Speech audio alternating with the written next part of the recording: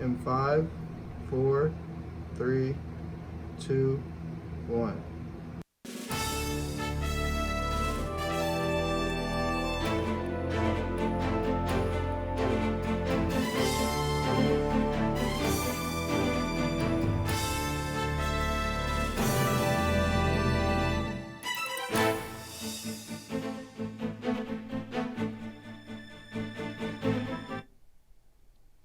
Hello and happy Friday. Today is March 29th and I'm your host, Jordan Smith. And I'm Katie Donninger. Thank you for joining us for this week's Watching Washington. At 1:28 a.m. on Tuesday morning, a container ship named Dolly crashed into the Francis Scott Key Bridge in Baltimore. This caused the near total collapse of the 1.6-mile-long bridge. Before Dolly crashed into the bridge, it experienced 2 power failures, prompting the pilot to issue a warning to authorities. The police were able to stop any cars from going onto the bridge. However, a team of 8 construction workers were on the bridge fixing potholes. Of the 8, 2 have been found alive. On Thursday, divers found the body of 35-year-old Alejandro Hernandez Fuentes and 26-year-old Dorlean Rolian Castillo Cabrera. Divers are still looking for the remaining 4 victims who are presumed dead. On Wednesday morning, President Joe Biden held a press conference about the bridge collapse, pledging to use federal funds for recovery and rebuilding. It's my intention that the federal government will pay for the entire cost of reconstructing that bridge, and I expect the Congress to support my effort. This is going to take some time. The people of Baltimore can count on us, though, to stick with them at every step of the way until the port is reopened and the bridge is rebuilt. Train arrived this morning in hopes of extracting the debris from the Papsco River. This collapse will most likely cause delays in the automobile and farming industry as the port is now blocked. We have more news from the royal family. Catherine, Princess of Wales, has released news of her cancer diagnosis. This news comes just 1 month after Buckingham Palace made the announcement of King Charles' own diagnosis of prostate cancer. Princess Kate released this information last Friday. She had undergone abdominal surgery back in January and has since been MIA, according to BBC News. Princess Kate stated that further testing after the surgery led to the discovery of an unspecified cancer. Kate and William have since taken time to process what this could mean for their family. January, I underwent major abdominal surgery in London, and at the time, it was thought that my condition was non-cancerous. The surgery was successful. However, tests after the operation found cancer had been present. My medical team therefore advised that I should undergo a course of preventative chemotherapy, and I'm now in the early stages of that treatment. This, of course, came as a huge shock, and William and I have been doing everything we can to process and manage this privately for the sake of our young family. As you can imagine, this has taken time. It has taken me time to recover from major surgery in order to start my treatment. But most importantly, it has taken us time to explain everything to George, Charlotte, and Louis in a way that's appropriate for them and to reassure them that I'm going to be okay. As I've said to them, I am well and getting stronger every day by focusing on the things that will help me heal in my mind, body, and spirits. Having William by my side is a great source of comfort and reassurance too, as is the love, support, and kindness that has been shown by so many of you. It means so much to us both. Kate announced that she will be ready to return to her duties after she completes chemotherapy and makes a full recovery. According to CNN, the final death toll from the Moscow concert hall terrorist attack could be much higher than the 140 confirmed.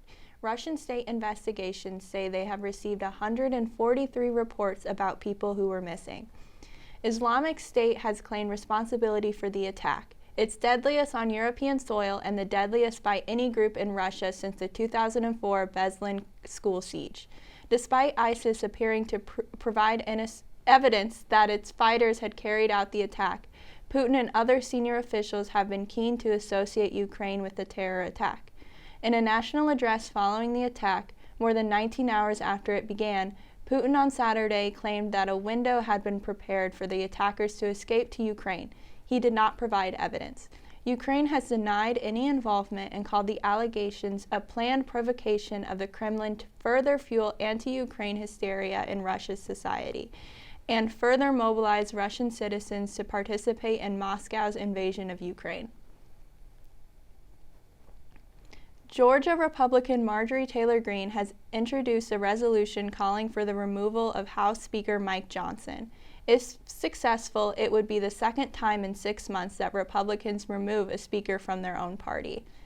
Greene, a member of the House Freedom Caucus, introduced the resolution after Johnson helped push through a $1.2 billion bipartisan spending bill that helped avoid a partial government shutdown. Members of the Freedom Caucus were unhappy with Johnson's handling of the situation. After filing the motion to vacate, Greene expressed her displeasure, saying, quote, "Speaker Johnson has betrayed our conference and broken our rules." Former President Donald Trump's hush money case is set to get underway in April. According to NPR News, Trump has been accused of falsifying business records to keep an alleged affair with Stormy Daniels a secret at the end of his 2016 campaign. The selection for jurors will begin on April 15th, but there's no information of when the trial will officially begin. Separately, a New York appeals court reduced Trump's bond from nearly $500 million to $175 million. The court also gave Trump an extra 10 days to post bond from the original deadline this past Monday. After that decision, Trump also was served a gag order on Tuesday from the judge overseeing the case. It will limit Trump from making statements about potential witnesses in the trial.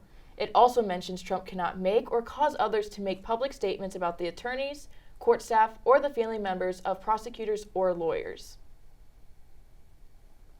On Tuesday, the Supreme Court heard oral arguments in a case centered on the abortion pill Mifepristone. The Alliance for Hippocratic Medicine, a group of anti-abortion doctors and advocates, sued the Food and Drug Administration over changes the agency made in 2016 and 2021 to make the drug more accessible.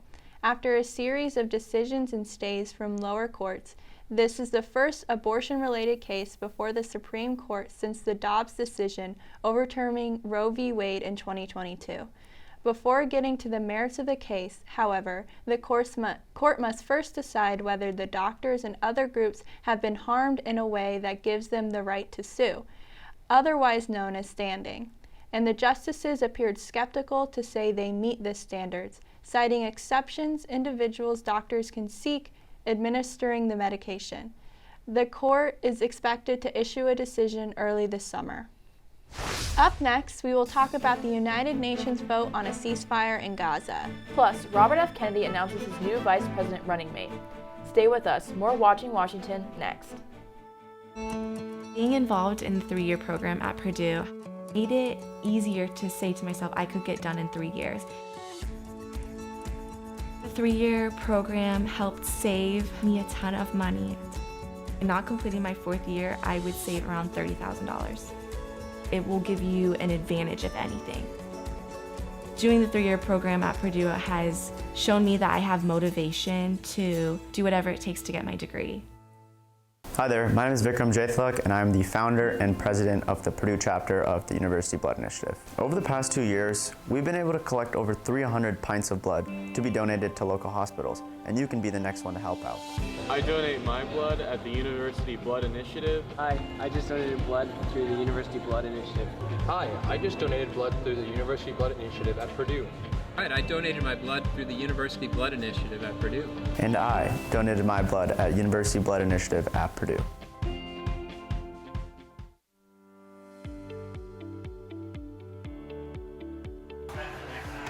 Are you looking for a new hobby? Or you want to have a fun evening with your friends?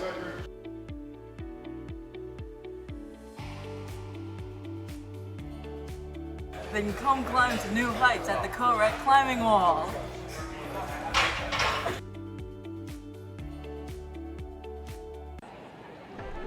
Football. It's the best time of the year. You know what else is great? The world's largest and fastest mascot. You can't have Purdue football without the trains. Look for the Reamer Club outside Stewart Center, 12 to 5 p.m. on Fridays before home football games, for your chance to ride the Boilermaker Special for free. See you then!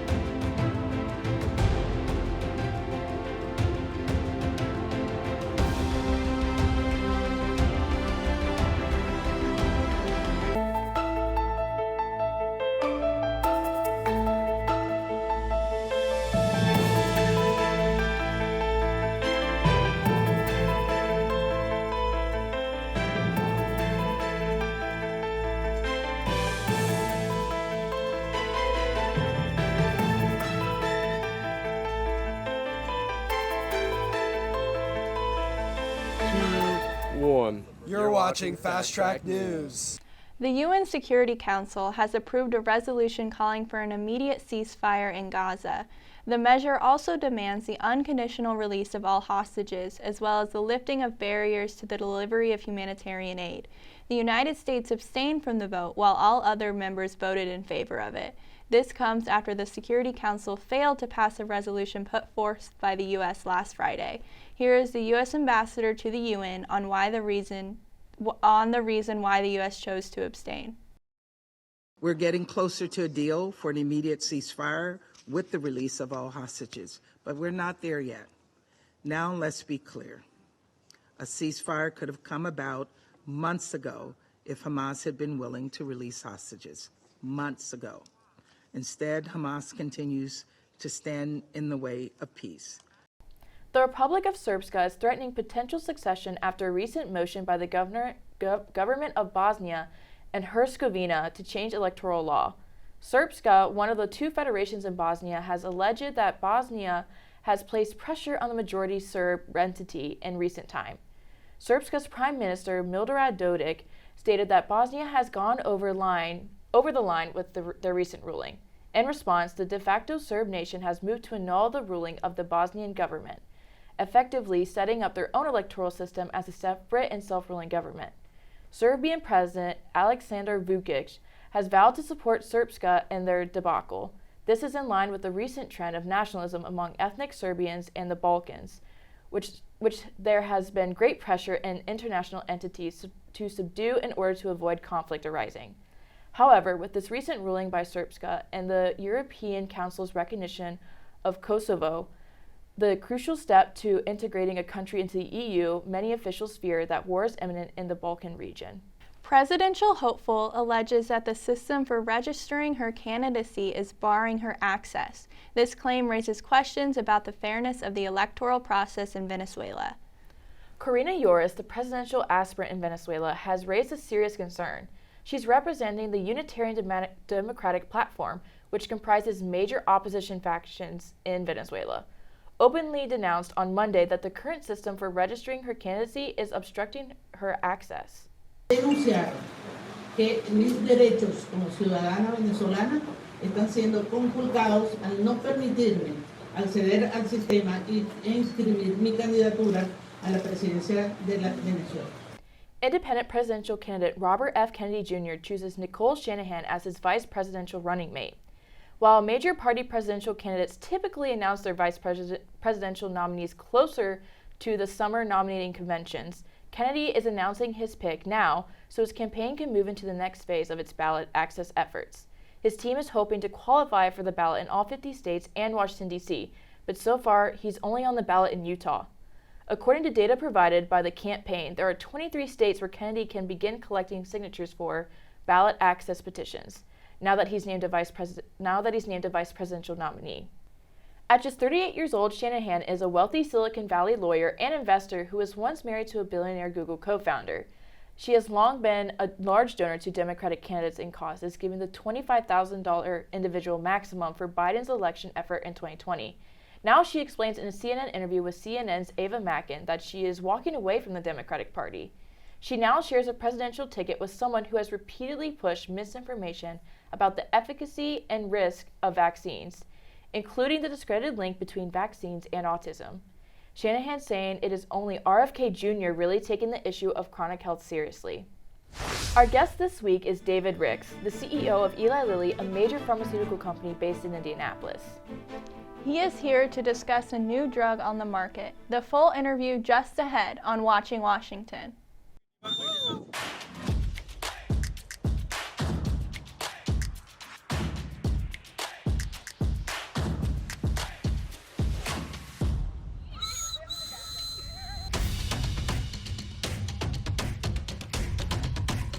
We are energetic, we are motivating, and we are unique.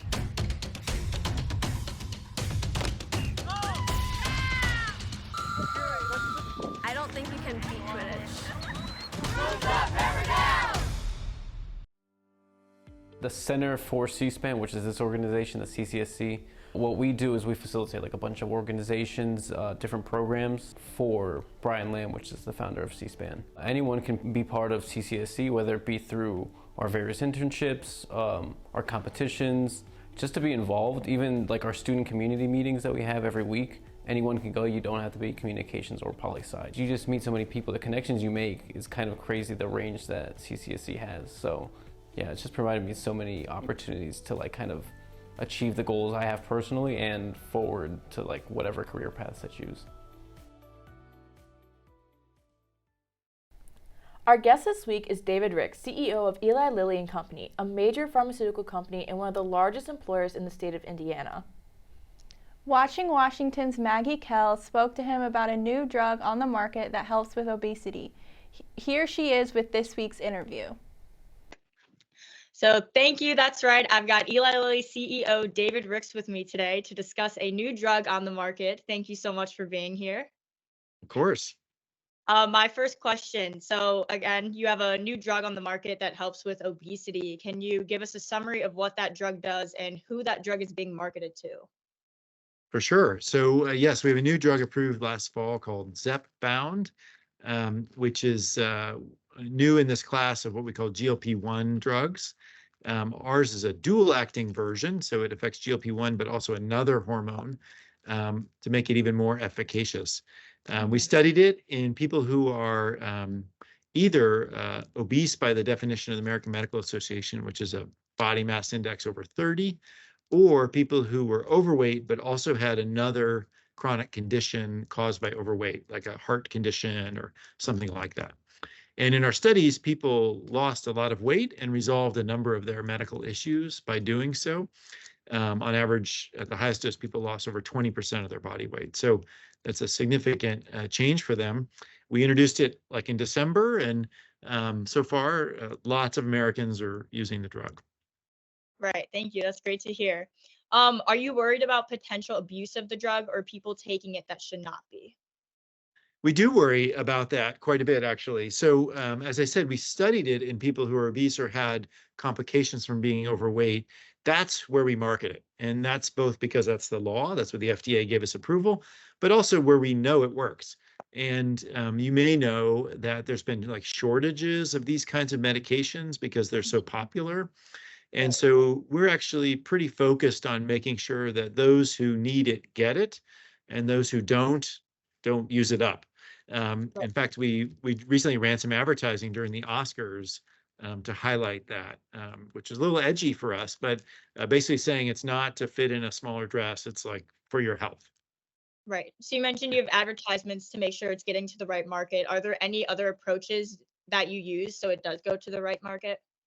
Pretty much all of our promotion to physicians is focused on that as well. So we have hundreds of salespeople who talk to doctors every day.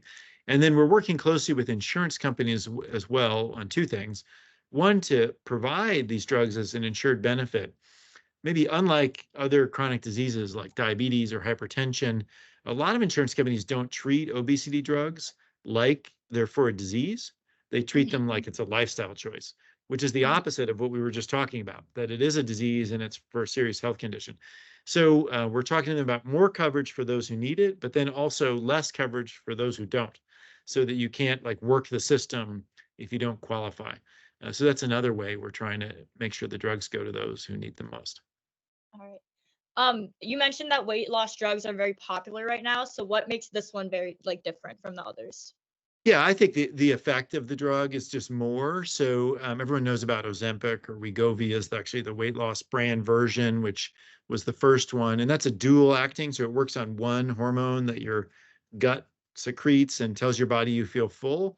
Ours works on two different ones. And so it's not twice as effective, but it's quite a bit more effective.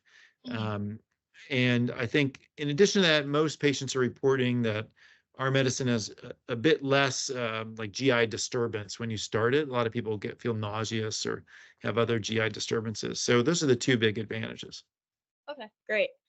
Are there going to be any more developments coming? So it's a shot right now, but could there be different versions like a pill or anything? Yeah, I think good question. So we have many other types of new weight loss drugs coming like this. So we marketed the first drug in this class actually in 2005, but it was just for diabetes and it wasn't very good. And then we've been improving it. A lot of what we have to do in the pharmaceutical industry is like iterate, make things better each time. And it's a slow and difficult process. So this is actually like our third one, Zepbound, but we have a fourth, a fifth, a sixth, a seventh, and eighth coming. We continue to iterate. One form you mentioned is an oral pill. So that'll be a daily, once a day pill. It's pretty easy to take. A lot of people prefer a pill to a shot. Plus, we could probably make it a little cheaper, which would be good for everybody. And then we also have a more potent one. So I mentioned Zepbound causes you to lose a little more than 20% of your body weight. The next one coming, which has a complicated name right now, it's a chemical name, retatrutide, is being studied in people who are even more overweight and promises to have up to 30% body weight loss. So that's a giant change for people who really need that help. So working for more potent drugs and then more convenient drugs. Okay. So this drug aims to help with obesity. What other drugs is the company working on, or what other health issues do you plan to target in the near future? Yeah, well, Lilly's an old company. We're almost 150 years old. We've worked on many, many diseases through the years. One constant one has been like metabolic health, like diabetes and cardiovascular, and that's where these drugs came from. But we also have a pretty big portfolio of drugs for different types of cancers. Our biggest seller there is a breast cancer medication right now called Verzenio. We make drugs for autoimmune disease like psoriasis or rheumatoid arthritis or Crohn's and colitis. And so that's a growing part of what we do. New medicines launching there. And then we also have been working for many years, but yet have a drug approved for Alzheimer's dementia, which is a terrible condition. And we have one under review at the FDA now. We hope to launch soon. So those are basically our four key areas, and we try to work in all of them. Okay, great. Eli Lilly has a campaign right now. It's called the Get Better campaign, which can also be found on YouTube and on Eli Lilly website. Can you tell us about the motivation behind it? Yeah, so I think for a long time, we've been sort of a quiet company and focused more on our branded medication names. Like everyone knows Prozac, that's a drug we invented, or Cialis, another drug we invented. So people know our brands, but they didn't necessarily know the company. So one part of this is to increase the reputation and the knowledge about the company, especially as we make commonly used medications like the Zepbound for obesity. People want to know who made it and what they're about. What kind of people are these? And what's their conduct? So we're trying to communicate that, and along with our purpose, which is this Get Better theme, which is what we're here to do, is help human health. And I think on top of that, we're trying to link and do something different in advertising. So a lot of people know drug advertising because you turn on like CNN or the Weather Channel, and there's like tons and tons of branded ads that tell you all about a medicine and then tell you all its side effects. And they're boring. There's like people on beaches, walking. So we're trying to do something different by talking about the disease and not the drug, but then linking that to like a social campaign and get spokespeople to talk about their experience. For instance, this summer, we're a sponsor of the U.S. Olympic team, and a number of Olympic athletes are going to talk about their family's experience with one of our drugs. So kind of do things in a different way to raise media attention, but also get consumers talking about the company and our medicines. So one line mentioned that it was about care not being tied to your income. So what are your thoughts on prescription drug prices, and is there a good solution to fix it? Yeah, great question, Maggie. I mean, of course, we take that super seriously. That's why we mentioned it. And we do believe healthcare is a right and people should have access to it no matter what their income or insurance quality is. Unfortunately, in the US, that's not the reality for a lot of people. There's huge differences in what people can afford. We just talked about the obesity medications, for instance, but also what their insurance covers. So we do a lot ourselves to bridge that gap. For instance, if you're a US citizen and you have you make less than 4 times the poverty limit, which for a family of 4 is like $100,000. So that's pretty generous. You can get our drugs for free. We just supply them for free. Or if you're in a commercial insurance and you make more money than that, but it's still expensive for you, we often offer coupons and other ways to help people. But that's not the answer. I think really the answer is to have our healthcare system fund innovative pharmaceuticals like they do surgery and hospital stays and other things. So we spend a lot of time arguing with the government about covering drugs better. Some people say, well, why don't you just cut the price? Well, we could do that and still do fine, but we would never invent new drugs. The biggest cost in our business is the R&D to make a new one. This year, we'll spend about 27% of our revenue on R&D. So you can think of it like whenever you buy a medicine for $1, 27 cents is going back into a medicine you might not use, but someone else might need. Right. We don't always explain that so well. That's part of the also why we're doing this campaign. Okay. So switching gears a little bit, there is a case before the Supreme Court right now about a non-Eli Lilly drug. It's, I don't know how to pronounce it. It's Mifepristone, I believe. And Mifepristone, yeah, it's meant for aborting a pregnancy. yeah, so Yeah. the case deals with like FDA approval and changing requirements and restrictions. Is this case one that you're following, and does it impact Eli Lilly? Yes, I am following it. I mean, overall, the whole debate around restricting abortion care is something we care about as an employer. I think it affects a lot of our employees. We're obviously for medical innovation, so we like solutions to problems like that, like an unwanted pregnancy. It's, of course, a controversial topic tied up in religious beliefs and other things.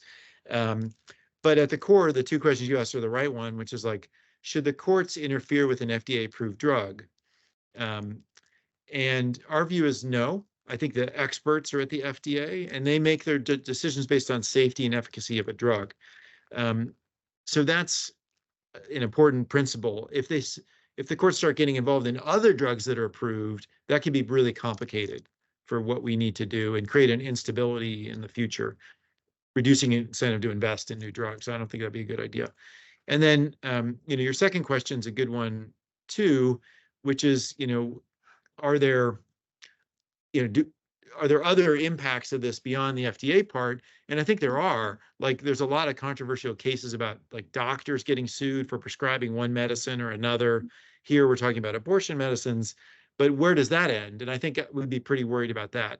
We believe the doctor and the patient should decide the care. That's kind of our position on everything. All right. Well, that's all the time we have today. So thank you so much for joining us. I'm going to toss it back to the studio with Jordan and Katie. That's all the time we have today. Thank you to our guest, David Ricks, for being with us here today. And thank you for watching. See you next time on Watching Washington.